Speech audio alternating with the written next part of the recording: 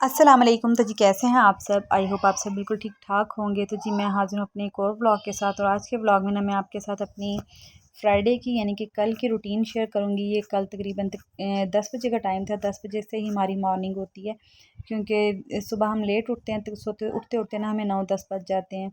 उसकी वजह ये है कि वासिफ़ रात को लेट आते हैं, फिर मैं उठ के रात को नमाज़ वगैरह पढ़ती हूँ। नमाज़ वगैरह पढ़ के जब सोती हूँ ना, तो फिर सुबह 9-10 बजे ही आँख खुलती है, और बच्चे भी तब तक सोए ही रहते हैं।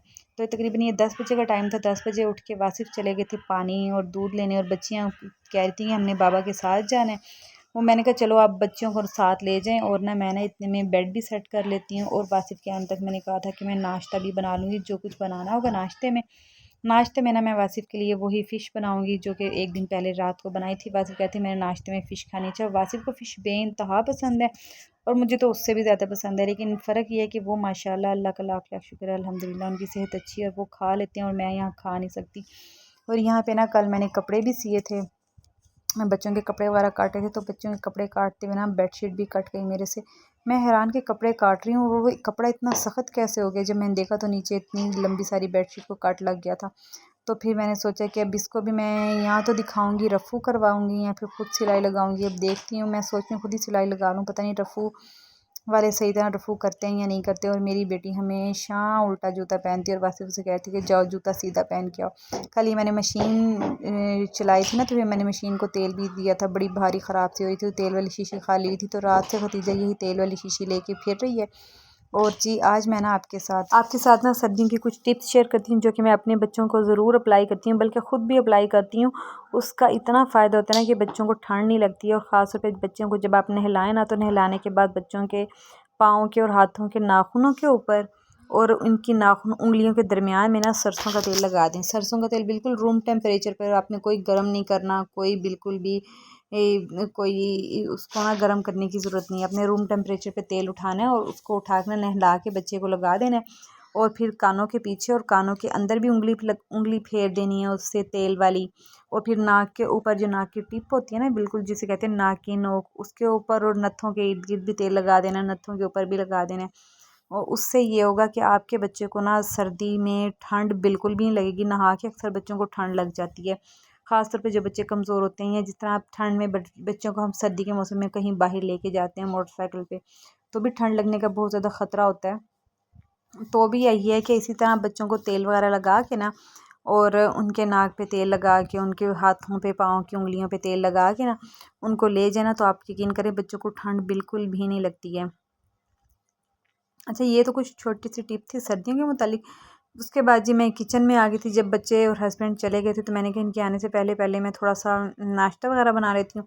वासिफ़ ने कहा था कि मैंने नाश्ते में भी फ़िश ही खानी है, तो अब मैं उनके लिए फ़िश बनाने लगी थी। अब फ़िश बनाऊँगी तो ज़ाहिर है साथ बच्चों के लिए भी बनाऊँगी। तो फिर मैंने ना यहाँ पे 4 पीस फ़िश के तल लिए थे, और जिससे हमने मछली ली थी ना, हम कभी भी इससे नहीं मछली लेते। असल में जिससे हम मछली लेते थे ना, मछली वाले से, वो उस दिन अभी तक आए हुए नहीं थे जिससे हम मछली लेते थे। तो फिर वासिफ़ का बहुत ही ज़्यादा दिल कर रहा था, तो मैंने कहा चलें ये जो आया हुआ है ना नया, आप इसी से ही ले लें। तो उसने मछली के इतने कोई छोटे और इतने पतले पतले पीस कर दिए ना, और उसने मछली के सिरे भी नहीं दिए। और मैंने हालांकि उन्हें कहा भी कि मछली के सिरे भी देने हैं, वो कहते हैं ठीक है। बात ये है कि देखें आप 800-900 की चीज़ दे रहे हैं किसी को, 1 रुपया आप कम नहीं कर रहे हैं, और उसमें से भी तोल आप सिरे तोल भी रहे हैं, पूरी मछली तोल रहे हैं, और उसके बाद आप उसमें से सिरे निकाल के अपने पास रख लिए और मछली दे दी। जब घर आके मैंने देखा तो उसमें सिरे थे ही नहीं। तो अब आप सोच रहे होंगे कि मैं सिरों का क्या करती हूँ। एक्चुअली मैं ना फ़िश के यखनी पुलाव बनाती हूँ, फ़िश का यखनी पुलाव, जो कि मैं सिरों का बनाती हूँ। सिरों की यखनी निकालती हूँ, उसके बाद पुलाव बनाती हूँ, फिर उसमें फ़िश वगैरह ऐड कर देती हूँ। वो बहुत ही टेस्टी बनते हैं। अब विंटर आ गया तो इंशाल्लाह मैं आपके साथ ना फ़िश यखनी पुलाव की रेसिपी भी शेयर करूँगी, बहुत ही टेस्टी बनता है। अच्छा, अब जो फ़िश है ना, मैंने सुबह नाश्ते में फ़िश बनाई थी तवे के ऊपर, और तवे के ऊपर बस मैं इसी तरह थोड़ा सा घी डालती हूँ, जिस तरह कि आपने अंडा फ्राई करना हो। उसके ऊपर मछली रख के इसको ना मैं कवर कर दूँगी किसी भी यानी कि ढक्कन के साथ। ये सॉस पैन का ढक्कन ज़रा डीप था, तो मैंने इसके ऊपर रख दिया था। पूरा तो नहीं आ रहा था, साइडों से नीचे से हवा निकल रही थी, लेकिन ये है कि इससे ये स्टीम थोड़ी बहुत जो रुकनी थी ना, उससे मछली बड़ी जल्दी पक जाती है। मछली तो वैसे भी फार्मी मछली होती है, ये बहुत ही जल्दी गल जाती है। और यहाँ पे मछली हमारी रेडी हो गई थी। और जी यहाँ पे ना मैं फिर अब इसको मछली को निकालने के बाद मैंने ना इसके ऊपर आलू बैंगन अपने लिए गर्म कर लिए थे, क्योंकि मैंने आलू बैंगन खाने थे और वासिफ़ ने और बच्चों ने मछली खानी थी। तो बस फिर इसी तरह ना अच्छा, हम ना नाश्ते में सालन लेने को ज़्यादा प्रेफर करते हैं बजाय कि क्या नाम लेते हैं, ब्रेड श्रेड हो गए या रस या ऐसी कोई चीज़ होगी, तो हम उसको इतना प्रेफर नहीं करते। हमारी फर्स्ट प्रायोरिटी होती है कि भाई सालन हो नाश्ते में। मैं और वासिफ़ सालन शौक़ से खाते हैं, और वासिफ़ वैसे अंडे भी शौक़ से हम खाते हैं। वासिफ़ और बच्चे अंडे भी खा लेते हैं, लेकिन मैं अंडे नहीं खाती हूँ। अच्छा, उसके बाद ना मैंने रेस्ट वगैरह किया, थोड़ा सा मैंने शावर लिया, और ये है कि ना उसके बाद मैंने कहा कि विंटर के कपड़े निकाल लेती हूँ, कि बदलते मौसम के कपड़े निकाल लेती हूँ और गर्मियों के रख देती हूँ। तो गर्मियों के कपड़े मैंने निकाल लिए थे, उसमें से जो कपड़े छोटे हो गए थे ना, इस बार तो कपड़े आधे से ज़्यादा कपड़े मैंने ना देने वाले निकाले, क्योंकि फ़ातिमा के सारे कपड़े खैर से उसको छोटे हो गए। खतीजा के सारे कपड़े मैंने संभाले जो अगले साल खैर से फ़ातिमा पहनेगी, और फ़ातिमा के ना और खतीजा के अगले साल फिर से नए कपड़े आएंगे। तो वो कपड़े ना मैंने साथ के साथ दे दिए। आप भी ना कपड़े साथ के साथ दे देना, अगर आपका इसके बाद कोई बच्चा ना हो घर में, तो एक किसी का भला भी हो जाता है। आजकल इतनी ज़्यादा महंगाई है, इतने ज़्यादा गरीब लोग होते हैं, आप किसी को भी दे सकते हैं, किसी भी मुस्तहिक को दे सकते हैं। तो बस मैं यहाँ ना बच्चियों को ना शर्ट की जो शर्टें हैं ना, वो मैं एक दूसरे के ऊपर रख के इनको तह दे के इसी तरह रख देती हूँ अंदर, और फ़्राक अलग और इस तरह पजामी अलग। इस तरह ये है कि आपको जब निकालूंगी ना मैं, तो सारी शर्टें मुझे एक ही उसमें तह में मिल जाएंगी इकट्ठी, और फ़्राक एक में मिल जाएंगी, और पजामियाँ वगैरह एक में मिल जाएंगी। सर्दियों के भी मैंने ऐसे ही निकाले थे, सर्दियों के भी कपड़े ना मैंने ऐसे ही तय करके रखे थे। लेकिन ये कि जब मैंने तय करके रख दिए, वो 2-3 दिन बाहर पड़े रहे इस इंतज़ार में कि वासिफ़ उनको संभालेंगे। तो वासिफ़ ने संभाले नहीं, तो मेरी बच्चियों ने शापर खोल के सारी तह निकाल के कपड़ों के साथ खेल खेल के हशर किया। फिर मैं तो खैर उन दिनों पापा के घर चली गई थी पीछे से। फिर वासिफ़ ने ना उन कपड़ों को, जैसे वो बिखरे हुए कपड़े थे ना, वैसे के वैसे शापर में डाले, और उनको संदूकों में संभाल के ना अपना घर सेट करके बैठ गए थे। अच्छा, जो सर्दी का मौसम है ना, उसमें मैं तकरीबन मेरा फरवरी, मार्च, जनवरी का एंड और अप्रैल का भी शुरू है ना, अप्रैल के भी 15-20 दिन ना मेरे अपने पापा के घर ही गुजरे थे। वजह ये थी कि मैं कुछ मेरे पापा की कुछ तबीयत ख़राब हो गई थी, तो मैं इसलिए वहाँ बिज़ी हो गई थी। मैं 1.5-2 महीने में वहीं रह गई। फिर मेरी भाभी का भी माशाल्लाह छिला था, तो बस मैं वहीं पे बिज़ी रही। तो फिर पीछे जो सारा काम था ना, वो जैसे जैसे वासिफ़ करते रहे ना, सारे सर्दियों के कपड़े वासिफ़ ने संभाले और गर्मियों के निकाले, सारा कुछ वही करते रहे, और वहाँ भी मुझे कपड़े देते रह गए, जो जो मैं उनसे मंगवाती रह गई। अल्लाह ताला इनको सेहत और तंदुरुस्ती वाली लंबी ज़िंदगी दे, बहुत ही ज़्यादा ख्याल रखते हैं। अच्छा, यहाँ पे ना मैं ऐसे के ऐसे कपड़े ना यहाँ रख दूँगी, और इसके बाद मैं फ़ौरन संदूक मैंने खोला था। अब संदूक खोल के ना मैंने सर्दियों के जो कपड़े थे ना बदलते मौसम के, वो निकाल लिए थे, क्योंकि ना गर्मी आजकल ना दिन में गर्मी होती है, लेकिन सुबह के टाइम और शाम के टाइम ना बहुत ज़्यादा ठंड ठंड होती है, और ख़ास तौर पर अगर बाहर जाए ना तो बच्चों को सर्दी लगती है। तो मैंने कहा चलो बदलते मौसम के ना ज़रा मोटे कपड़े, जिस तरह बच्चियों के फ़्राक हो गए, या जिस तरह इनकी दूसरी शर्टें वगैरह हो गई, वो निकाल लेते हैं। शाम के टाइम हम छुट्टी वाले दिन अक्सर बाहर जाते हैं, तो फिर बच्चों को ठंड लगती है, तो शाम को वो पहना लेंगे, और दिन में ये अपने नॉर्मल कपड़े पहन के फिरती रहेंगी।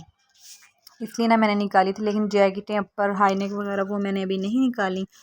तो वो जब मुझे ज़रूरत होगी ना फिर निकालूंगी। और साथ मैंने ना सर्दियों के वो कपड़े भी निकाले थे जो कि इन दोनों को छोटे हो गए हैं, वो भी हमने किसी को देने थे, तो मैंने कहा चलो वो भी एक ही बार निकाल लेती हूँ। अब यहाँ पे मैं पेटी खोल रही थी, संदूक खोल रही थी, और जो पेटी है ना, इसमें सारे मेरे बिस्तर पड़े हुए हैं। ये जो 2 संदूक है ना, इसमें मैं बदलते मौसमों के ना कपड़े रख लेती हूँ। कपड़े बहुत मुश्किल से आते हैं, बड़ी मुश्किल से संदूक बंद होते हैं, क्योंकि संदूक छोटे हैं और उसमें सामान ज़्यादा होता है। ये देखें अब कैसे गोले गोले निकल रहे हैं।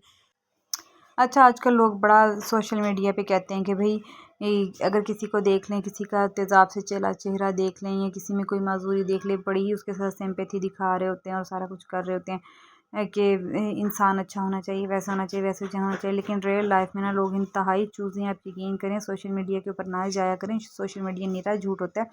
सोशल मीडिया के ऊपर ना आपको जो चीज़ दिखाई होती है ना, वो बहुत ही एहतियात से और बहुत ही डिसेंट तरीके से एडिट करके दिखाई गई होती है, चाहे वो किसी का कंटेंट हो, किसी ब्लॉगर का, या कुछ भी हो।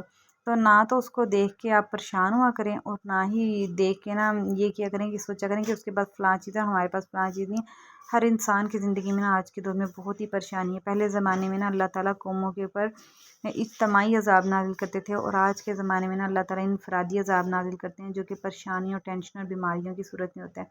और यहाँ पे देखेंगे मेरी बेटी माशाल्लाह ना अपनी जो है ना कपड़े खुद लपेट रही थी, क्योंकि थोड़ी देर पहले इसने मुझे देखा था कि मैंने कैसे कपड़े लपेटे किए हैं। तो अब वो अपने कपड़े खुद ही लपेट रही थी और यहाँ से अपने सारे कपड़े चुन रही थी कि मम्मा ये मेरे कपड़े हैं, ये बेबी के कपड़े हैं, ये मैं लपेट के रखूँगी। और मैं इसे कहती कि आप लपेट के दराज में रखो, तो ये दराज में रखने की बजाय ना ये सारा अपने ना इधर ड्रेसिंग टेबल के ऊपर इसने जुमा बाज़ार लगाया हुआ था। तो ये होता है कि बच्चियाँ जो होती हैं ना वो माँ की परछाई होती हैं, जो वो देखती हैं ना अपनी माँ को करते हुए या बाप को करते हुए वो वैसे ही करती हैं। बच्चों को ना घर का माहौल जितना अच्छा मिलता है ना वो उतनी ही अच्छी उनकी तरबियत होती है और उतना ही जल्दी ना वो हर चीज़ को पिक भी करते हैं और हर चीज़ को पॉजिटिव भी लेते हैं। तो ना अपने घर के माहौल को ना ख़ास तौर पे बच्चों की खातिर ज़रूर पॉजिटिव रखें, और जो भी आप काम करें ना आप कोशिश ये करें कि आपका बच्चा आपके साथ उस काम में इंटरेस्ट ले, चाहे वो लड़का है या लड़की है। तो ना आपके बच्चे की बड़ी ही अच्छी तरबियत हो जाएगी, आपको उसे कुछ सिखाना नहीं पड़ेगा, वो खुद ब खुद हर चीज़ आपके साथ सीखेगा। मेरी बच्चियाँ हमेशा जब भी मैं काम करती हूँ ना मेरे पीछे पीछे पीछे पीछे चल रही होती हैं।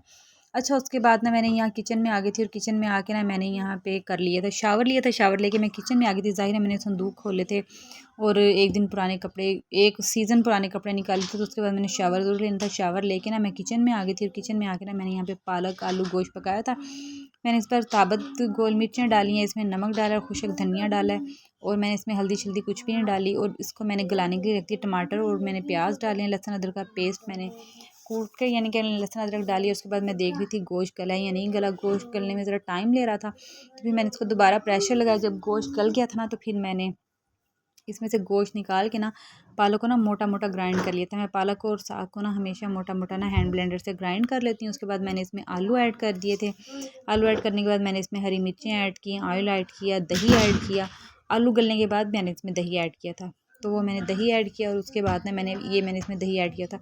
इसको अच्छी तरह से मैंने भूना, इतना भूना कि ना ये नीचे से भी आप देखेंगे लगना शुरू हो गया था, क्योंकि पालक की भुनाई जितनी अच्छी होती है ना उतनी ही टेस्टी बनती है। और उसके बाद ना मैंने इसको बाउल में डाल दिया था। और ये जी मेरी आज की थी ब्रेकफास्ट से लेकर लंच तक की रूटीन फ्राइडे की। और कल जुमे का दिन था, फिर जुमे के भी अपने अमाल होते हैं करने वाले। तो अल्लाह ताला सब की इबादत को और दुआओं को कबूल और मंजूर फरमाए। और यहाँ पे हमारा टेस्टी आलू पालक तैयार हो गया था, साथ गोश्त भी। कल मिलूंगी आपके साथ एक नए व्लॉग के साथ। आप मुझे बताइएगा आपको मेरा आज का व्लॉग कैसा अच्छा लगा। आप कमेंट्स भी नहीं करते, लाइक भी नहीं करते और सब्सक्राइब तो बिल्कुल भी नहीं करते। अल्लाह हाफिज़।